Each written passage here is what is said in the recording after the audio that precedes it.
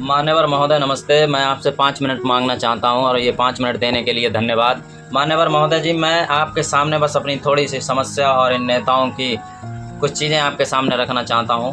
तो मैं मान्यवर इतना ही कहना चाहूँगा कि जो लोग कभी अपने घर के बिजली का पैसा नहीं देते वो लोग हमसे बिजली का पैसा वसूल करते हैं। जो लोग कभी पानी का पैसा नहीं देते वो हमसे पानी का पैसा लेते हैं। जो लोग कभी खाने पे जीएसटी नहीं देते वो हमसे खाने पे जीएसटी लेते हैं। जो लोग अपने घर के सिलेंडर का पैसा नहीं देते वो हमसे हमारे घर के सिलेंडर के जीएसटी का पैसा लेते हैं। जो लोग कभी रोड टैक्स नहीं देते वो हमसे रोड टैक्स लेते हैं। जो लोग कभी टोल टैक्स नहीं देते वो हमसे टोल टैक्स लेते हैं। जो लोग कभी अपने परिवार पे दवाइयों का पैसा खर्चा नहीं करते वो हमसे दवाइयों का पैसा लेते हैं जीएसटी के साथ। जो लोग कभी अपने बच्चों की शिक्षा पे पैसा खर्चा नहीं करते वो हमसे शिक्षा पे जीएसटी लेते हैं, किताबों पर।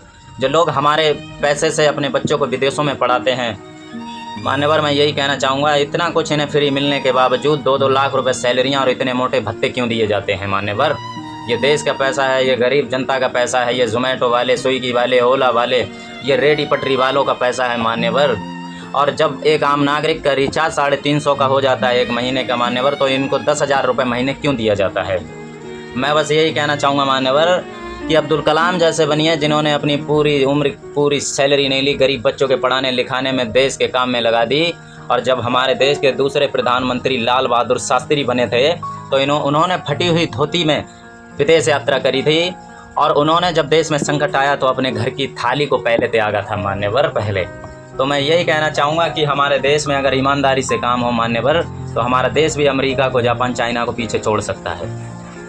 हमारे देश में नदियाँ गंदी हैं, पेड़ काटे जा रहे हैं, सड़कें ईमानदारी से नहीं बन रही हैं, टोल टैक्स लेने के बाद, रोड टैक्स देने के बाद भी उनमें हज़ारों गड्ढे हैं।